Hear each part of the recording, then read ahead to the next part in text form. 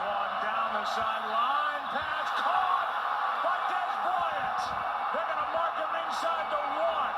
And a brilliant catch by number 88.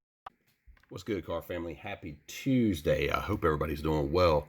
I wanted to share that one little clip of Dez Bryant because I wanted to speak to, the way I collect has and why I collect what I do. Because, I used to be still am. I still collect Dez Bryant stuff, but man, Dez was my favorite player. And honestly, I'm a passionate collector. This is going to be one of my longer videos, by the way. I'm a passionate collector, and so I collect with my heart on my sleeve. And that moment, I already loved Dez. I already thought he was a phenomenal wide receiver, but that moment made it, in my eyes, me and the Cowboys and Dez, against the world, against the NFL. It was that big of a moment for me. And I started following Dez and collecting Dez, and I've always been like that with sports. Moments in time are what attracts me to sports and players and situations and all of that. So, that was the moment for me. And, I kind of wanted to blend that with Dak. And, for me, I love that 2014 team so much.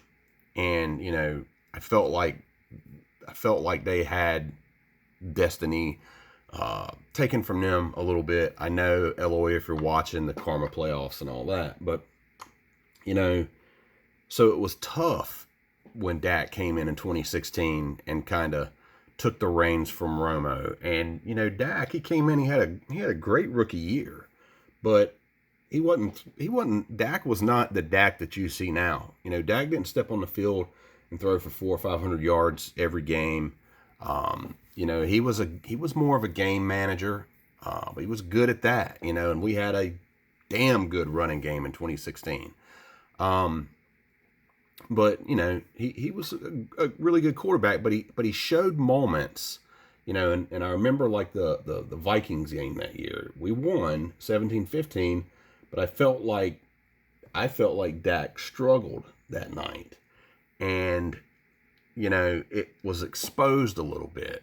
And I think a lot of non-Cowboys fans said the same type of things. And they felt like Dak would get exposed because he wasn't a prolific passer. So, they go on, they lose in the playoffs to Green Bay. Dak had an amazing game. And then 2017 comes around, and that's the year that, Zeke got in trouble, ended up getting suspended. Dak looked great through the first few weeks of the season. The Zeke suspension happens. We lost our left tackle, Tyron Smith.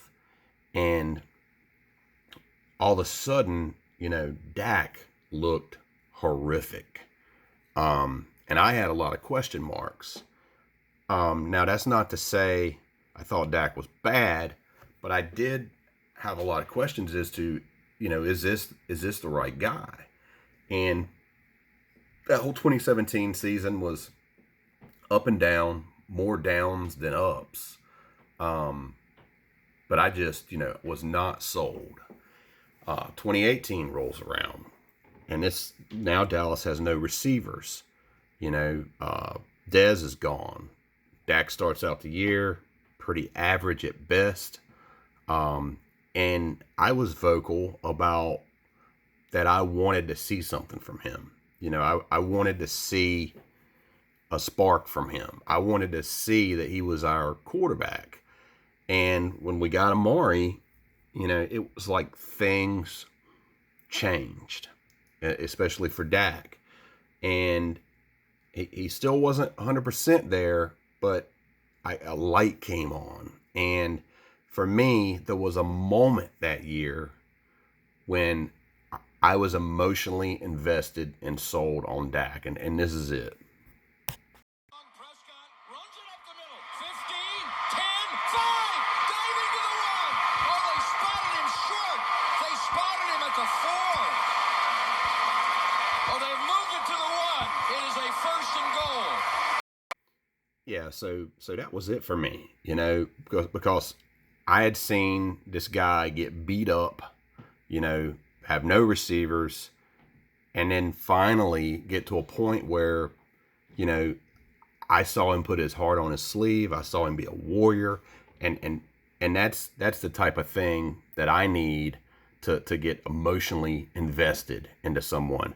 But I still wasn't 100% ready to get totally invested in him because that contract situation was looming out there, and had me extremely nervous that I was going to invest a bunch of my hard-earned money, and then he was just going to walk. That they're going to not lock him up. That Dallas didn't feel like he was the man, and there was still some issues. That 2018 year, he did some things, but he still looked awkward in the pocket. He still ran into sacks. He still overthrew receivers on deep balls. He still had a lot of accuracy issues. 2019 comes along. I felt like he magically solved all of his things. So last year, had this, what I thought was a prolific year. I don't think last year was Dak's issue. And at that point, I'm all in. I'm all in on number 4. And then of course this year. So really, I just kind of wanted to talk about my history with Dak, and I think there's been some folks question, do I like Dak? And Dak for me, injured or not, had and has become my favorite player. Now, and there's a lot to like, because not only is he a great quarterback, but the guy obviously he's a high character guy. He says and does all the right things, love him. And there's still that worry that he doesn't stay. And it was odd because finally, the night before the Giants game, I saw, you know what? Let me show a few other cards first because I got all my recent Dak pickups out. So let's show those first. So this was from the Snods break. He didn't, Snods never catches it when he pulls them, but that was the Aqueous Test. So that was cool. He pulled the Aqueous Test Dak. He pulled 2 of the purples out of 500. One of these will go into my Cowboys lot. That'll be for sale. I picked up this one, the out of 100. So you can see one of these this is the variant. Yeah, so the Aqueous Test is the variant too. Those are the variants, and you can tell the variants on that Donruss. It's got the little, see that logo is different. When you look at it on a regular card, it just looks like a Donruss. Anyway, that's the out of 100 base. Pat pulled the Dominators. I picked that up at a card show. I guess that's the Gold Sparkle. 99 cents on eBay for this one out of 99. Cool looking XR. And then 99 cents for this one out of Playoff. What is that? 19 Playoff? 2019 Panini Playoff. And that one's out of 10. I paid $1 for that one. So those were some that I'd recently picked up. But the Saturday before the game, I was browsing around on eBay and I saw this one. And I'm like, like I said, I've been hesitant to pull the trigger on Dak stuff because I just don't know if he's going to stay. That's the first one I bought, and that's before I understood what I really wanted to collect because it's a sticker auto. Got that one off of Christian Cortez. Really got a great deal on that. But I didn't know if I really consider it on card since it's a clear vision and on the little window. This one picked up maybe 4 or 5 months ago. I wanted an actual on-card Dak auto, but man, I've been wanting an actual rookie on-card auto. So finally, it's Saturday night before the injury game, I finally picked one up. So this is what I grabbed. This is 2016 encased. I had seen this card before, and I always thought it was a beautiful card. It's 5 out of 10 rookie endorsements. I'll tell you, I bought this slab, then it was an 8.5. And the auto got a 9, and I'm assuming it's for that break right there. But to me, man, this is just a badass card. I really like this card. And I got what I think was a great deal on it. So that's my first, to me, real rookie Dak on card auto, and kind of represents for me, like, you know, I was truly gonna invest in this kid because I think he's gonna be a franchise quarterback for a long time to come, and it's scary to do that these days. The way players move around, and then like I said, then Sunday happened, you know, and even that moment, I felt, you know, he handled as a warrior, and something that I can respect. You know, and it's led to a lot of division. There's already a lot of there's this section of the Cowboys fan base that, you know, thinks a lot of people are Dak haters. There's people that think there's Dak apologists. Let me tell you, this team this year, there's a lot more wrong with this team right now than just missing Dak. And to me, kind of the comparison to that 2014 team with Dez, well, that following year, Romo got hurt. And that 12-4, really good 2014 team was 4-12, you know, and that was a forgotten, lost year. I remember, you know, teams dancing in our faces, Josh Norman calling Dez out. Yeah, that was a tough season. And I think we're getting ready to have another one.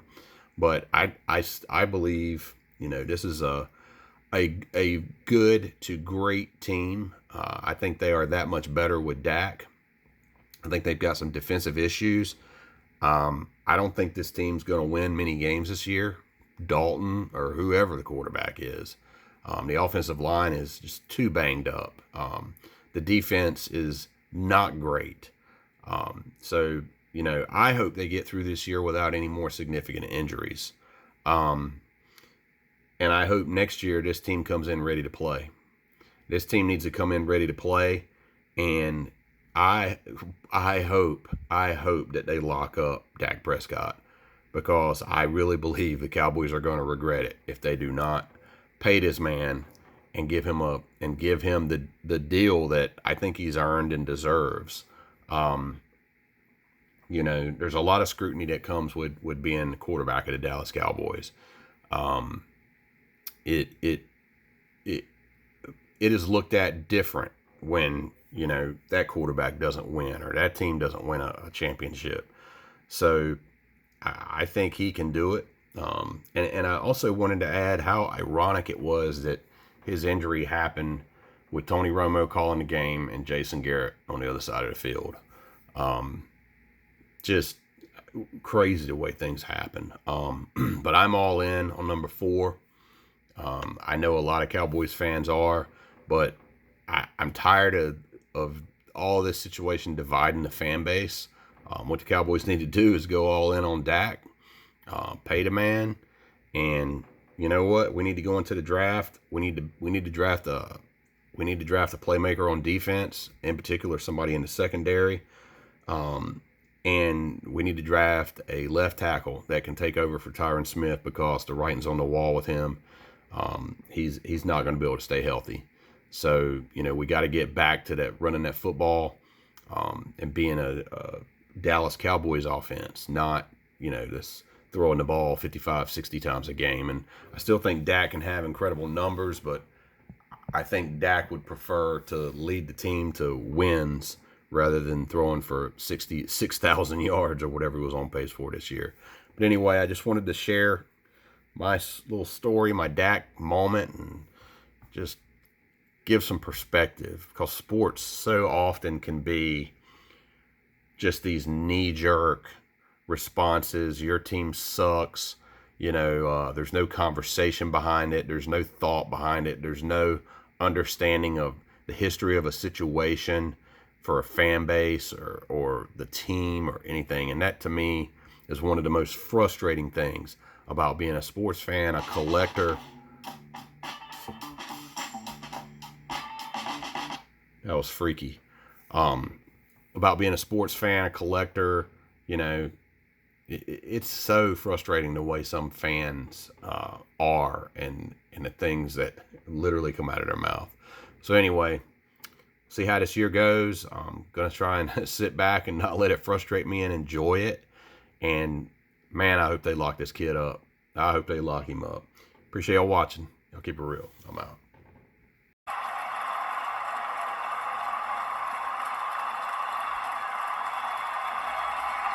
Kid right there's never missed a start, Jim, his entire career.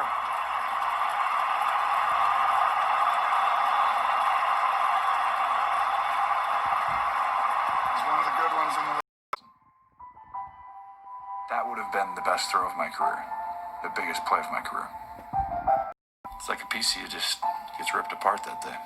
And that's what professional sports does, and that's what makes it difficult, but also amazing at the same time.